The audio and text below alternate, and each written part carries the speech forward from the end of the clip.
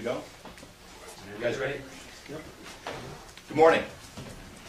By way of introductions, my name is David Gaither. I am the chair of the Jeff Johnson Lieutenant Gubernatorial Selection Committee. And by way of background, I served in the legislature and the executive branch. And prior to that, I had an honest job in the private sector, working as an executive recruiter. Today, it's my privilege to start the conversation out with a little background. The search committee was formed a few months ago. We had a series of folks that were scouts for our posse to go out and select the what portion of the lieutenant governor candidate. The first thing we wanted to do was identify what attributes that we were looking for in the ideal person, and that included background, geography, life experiences, and to augment the strengths of our gubernatorial candidate. Then we did the who portion of the search, and today we're going to introduce that individual. And first, it is my pleasure to introduce what I hope will be the next governor of the state of Minnesota, Jeff Johnson. Thank you.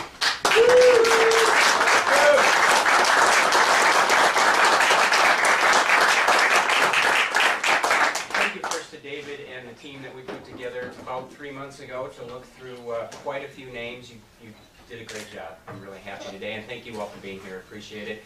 I am just thrilled to announce to you that my friend and former colleague Bill Kuisle has agreed to be my running mate and will officially join the ticket today. So thank you, Bill. I'm going to keep my part really short because I want to talk about Bill, but I just want to point out a couple of highlights about his background that really led me to believe that he is the right guy for this job. Number one, he's a third-generation farmer from Olmsted County.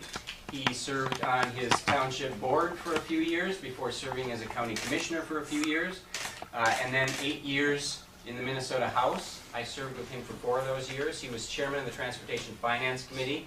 He was also on the Tax Committee. He was on the Ways and Means Committee, and he told me that in the 6 years that he was in the majority, he served on every tax conference committee, which there are probably not a lot of people who can say that. He is one of 11 children. He's a cancer survivor. He's been extremely active in his community, particularly in agriculture-related organizations. He's got a beautiful family who you will meet in just a minute. His wife Lisa and his son Isaac and his little girl Jenny are here. And he just brings a lot to the ticket. I think he balances out the ticket really well. I think we'll make a nice contrast to the all-Minneapolis team of Dayton and Smith. I've got some strength in northwestern Minnesota, which is where my wife and I were both born and raised, and obviously in Hennepin County. And Bill has spent his entire life farming and serving in southern Minnesota. And he knows St. Paul and the workings of Minnesota government probably as well as almost anybody in this room. So not only will he help us win, but the plan is that he will play a very substantive role in our administration. We haven't figured out exactly how, but it will certainly be related to transportation and agriculture. Most importantly, though, all that's important, but what's more important is that I know Bill, and I know him fairly well from having served with him, and he is genuine, he's well-grounded, he is direct and plain-spoken, he's got a great sense of humor, and he is a man of integrity. And I am just honored to say that I will be running with him and serving with him. And enough from me, let me introduce to you my running mate and hopefully Minnesota's next Lieutenant Governor, Bill Kuisle.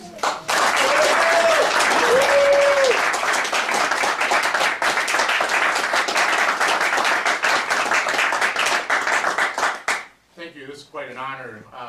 Yesterday I was telling Jeff, this is kind of like getting a phone call, the car is going 125 miles per hour. By the way, we want you to jump on, but we're not stopping before the finish line. That is the convention next weekend down in Rochester. So it's really an honor. Rural Minnesota, Greater Minnesota, whatever you want to call it, is really at a crossroads now as we look at what Dayton and the DFL has done in the last couple of years with tax policy. It's one thing to try to attract businesses to the state of Minnesota. It's another thing to keep them. And that's one of the things that we hope to work on in the future, is attracting and retaining businesses like IBM and so forth that have been hurt by the tax policies that Governor Dayton and the DFL legislature has passed in the last couple of years. And there are many challenges out in rural Minnesota, in greater Minnesota, where you're in regional centers such as Rochester, St. Cloud, Duluth, wherever. But there's also a lot of things that can be great and advantages to doing that out in Minnesota. And that's one of the things that I hope to bring to the table. My transportation background is one of the things that I have always loved. I kind of shoved into the tax committee, but it became a passion of mine also. But one of the things was the legislative process, and that's where I hope to help Jeff getting things through the legislature in the future. So with that, this is my family, my wife Lisa. We've been married 12 years. And it's amazing that somebody stuck with me that long. And our 2 children, Jennifer and Isaac. Isaac's in first grade in Sewerville, and will be finishing first grade in about 2 weeks. So at this point, I think we'll take questions about the campaign. We're focusing right now on the convention in 2 weeks and getting the endorsement, and then we turn our sights to the general election in the fall. Great. Questions? Representative, give us a little bit more of your biography. Where do you live? I live outside Rochester by the Rochester Airport. I currently have on a farm that's been in the family for 3 generations. I raise corn, soybeans, and that's basically what I was doing while I was in the legislature. And then I finished out Holstein steers, which is basically raising Holstein steers. That's actually what he was doing when I called to ask him to be lieutenant governor. He was out planting beans, so I had to wait a half a day, but that's okay. Actually, I was planting beans and I hung up on him. I said, I'm not ready to discuss this. And so, you know, that was part of the process. But I was having kind of a bad day, actually. Something was had broken. And then my wife came out to the field with the children. I said, we better discuss this because Jeff wants an answer. So that's how the day proceeded. You had a clean escape. Why do you want back in? You know, that's an excellent question.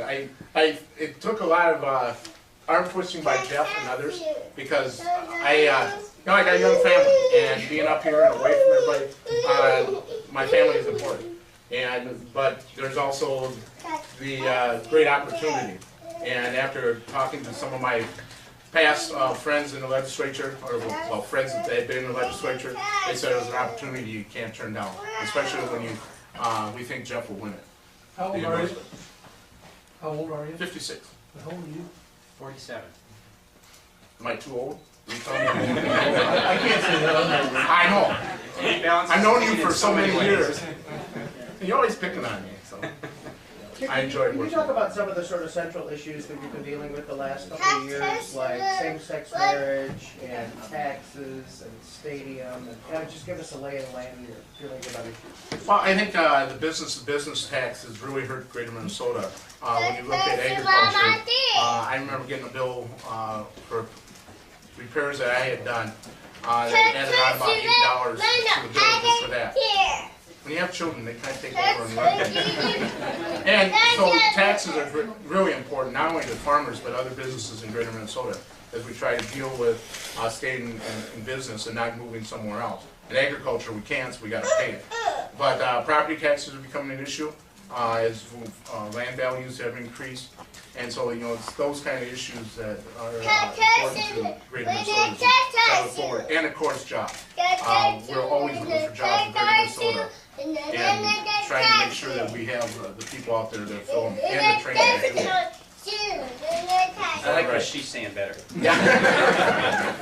So do the changes made this year in property taxes help? Are they good for ag property taxes? It's basically a Band-Aid. I mean, they have changed it so much over the last couple of years for ag property taxes that it really doesn't help.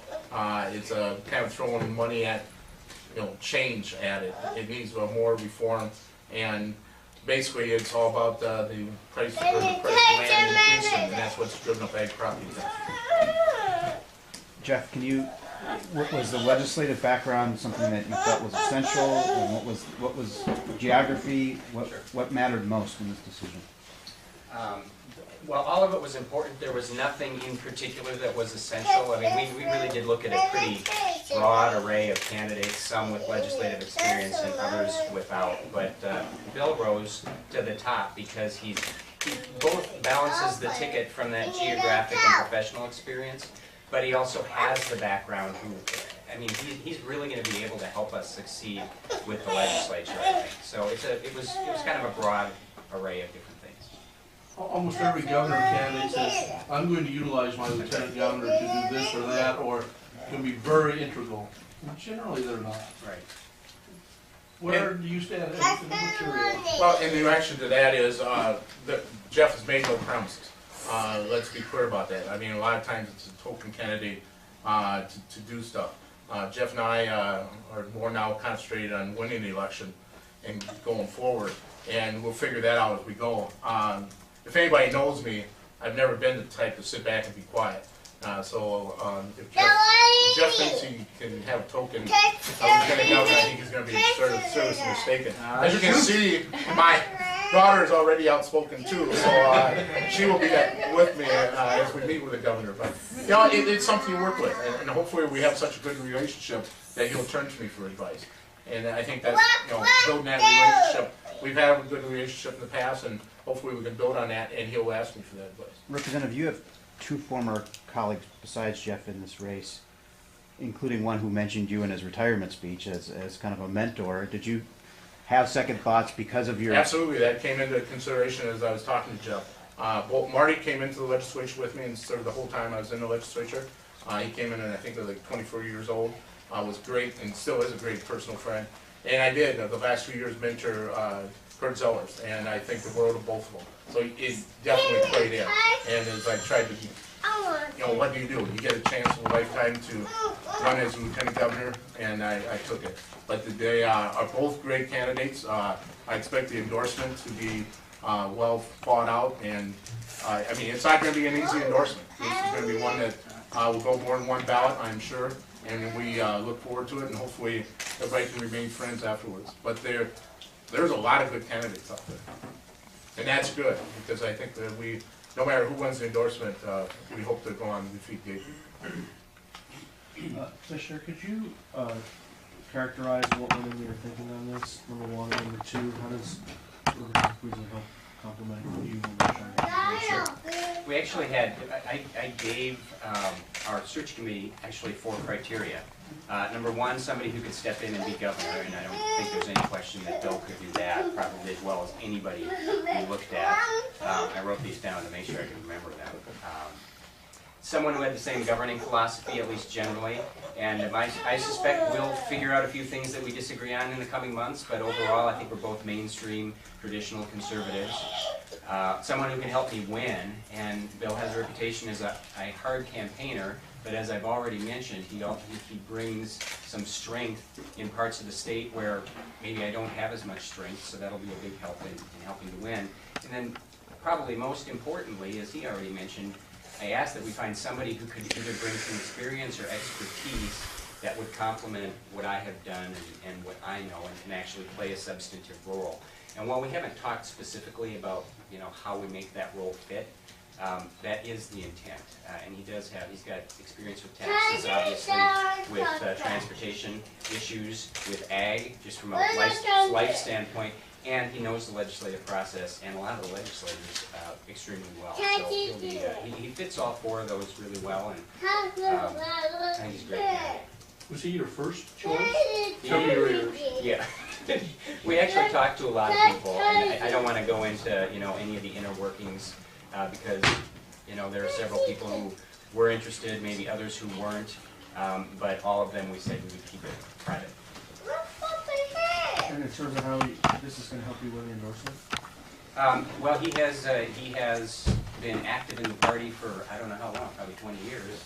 And so he has a lot of contacts, particularly in southern Minnesota, more so than I have in southern Minnesota, and I think he will also be, you know, he knows conventions and he knows delegates and he knows the issues, so we'll both be very active in the next, 10 days, 11 days, and I think he'll be a big help in the endorsement. Correct me if I'm wrong, you, on straw poll night, caucus night, you were in Rochester. I mean, Yes. do you see this as a fertile ground for, are there a lot of undecideds down there, or how are you viewing that part of the state?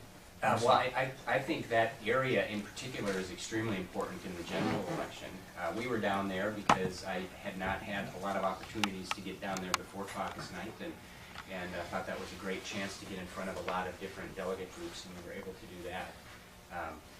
Obviously, Olmsted County has a lot of Republican activists and has a big delegation to the state convention, so it's a really important area for us. The other tickets have been announced to have gender balance. Yes. It's a politically correct term. What do you say to Republican Union about why you get an all-male ticket? You know, one thing, if you remember the press release we put out about the charge that I gave to the committee, I set forth those 4 criteria, and then we added to that there are no other criteria. We're not looking for someone of a specific gender or from a specific part of the state or with a specific background. And so find us the person who fits these 4 criteria the best. And Bill rose to the top of that list. And, you know, I don't believe that that women won't vote for someone because he didn't pick a female lieutenant governor. I think it's going to be much more about the message that we have to share. And I think we'll have a good message for men, women, and everybody else in the state. I guess that is everybody in the state. But men, women, black, white, old, young, we're going to be a broad campaign. One of your rivals, Representative Seifert, held a press call this morning, and he indicated that he would wait until kind of the day of or the eve of the convention to decide whether he will abide. What kind of message do you think that sends? The delegates will have to decide what they think of that. I mean, I've been consistent from day one that I will abide by the endorsement. If someone else is chosen, I'll be 100% behind them. Bill said he expects it to go more than one ballot. How do you see it shaping? I could see it being a long day. I don't know if it's going to be Palenti-Sullivan long, but it'll certainly be multiple ballots, and I wouldn't be surprised at all if we get past 5 or 6.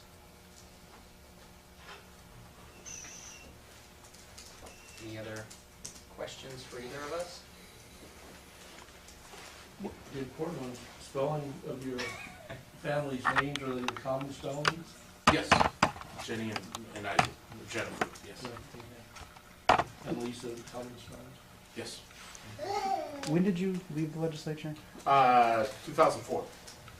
So I've been out 10 years on my, and basically having a life outside of the legislature. Like I said, a woman operated this farm while I was in the legislature, then came back and changed it to make it more full-time again. But it's nice because I've been outside of the legislature long enough to get back to normal, if there is a normal, and to get out of the politics of everyday politics and the grind. And I think that's important to have somebody that has been out of it. I always told my friends I was reformed and recovering from politics. And I think that's kind of a process you go through after you leave politics. And that was kind of, questioning why I was getting back into it. But like I said, I think Jeff's going to be a great governor, and it's important to have somebody that brings a greater Minnesota perspective to it and helps them get that endorsement. Did you ever support or vote for tax increases when you were in the legislature? What kind of tax increases? I don't think we ever came across that in the whole time. I know there was, when I was chairing, I was carrying the transportation bill prior to becoming chair, and there was all kinds of different things in that Speaker Swigum had put in. And so I'm not exactly sure what was in that. I'd have to go back and look. I don't think there was any. There might have been something in the conference committee, but that's kind of a long time ago. That would have been back in 2002 or 2001.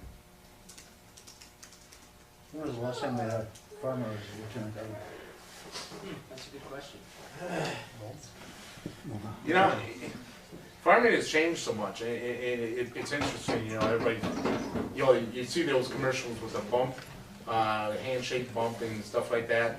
I have yet to see a farmer do that, and some of the ways we're portrayed in the media gets under our skin.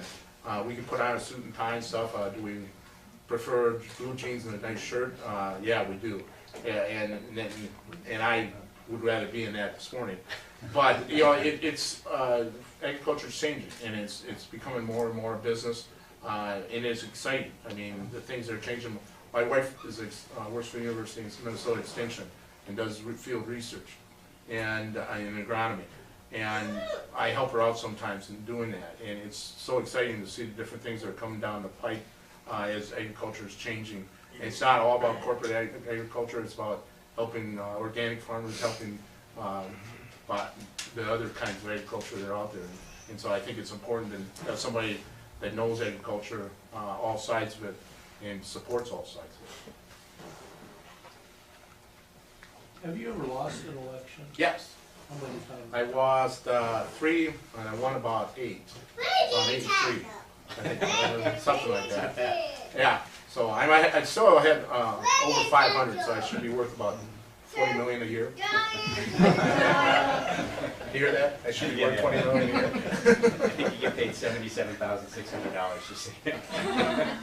Negotiable, right? Would you continue to farm? Yes, in some ways, shape, or form. It's not going to be easy, but we've talked about where we move up here, and then we will still live down outside of Rochester, and I'll be commuting. But it's being grounded. It's having a life outside of this place is a good thing, and that's one of the things in the legislature as you watch people run. It's getting more and more full time, and it's a worry trying to recruit candidates on both sides of the ticket. You hear this whether you're Democrat or Republican. That it's become too time consuming, and people will have to leave their full-time jobs and so forth, and that should be a concern for Minnesota. And I hope to see this more friendly atmosphere for the family and so forth. Steve Swingham instituted that while he was speaker, as far as the committee schedule, and it did help. And I think it's no matter whether you're Republican or Democrat, this shouldn't be a full-time job, and you should have work outside of this. Are you gonna have to make sure the station ends in time for you to get home and plant corn? I do have some really great neighbors that will help out if I become in a pinch, and they did that when I was in the legislature. So if it now, like last year and this year, with the weather the way it's been cooperating, they would have told me, get it in yourself. We'll get to it when we get around to it. But it will be difficult. So I'm not kidding myself. This is a gig that you have to be here and participate in, and we'll see how it goes. Anything else? And you talking about taxes and transportation commissioner for them. Are you thinking about making him a commissioner? There you go. We actually talked about that a little Yeah, bit. it was tried. It was Carol Mountain became a lightning rod, and it became too political. And so you never say never, but it didn't work. So why go down that road and have it become a lightning rod? Because that's all it was. It was something for the other side of the aisle, whether it's Republican or Democrat, to pick on. So I think, we tried that avenue, and I don't think it'll work. All right. Thank you guys for coming. Appreciate it.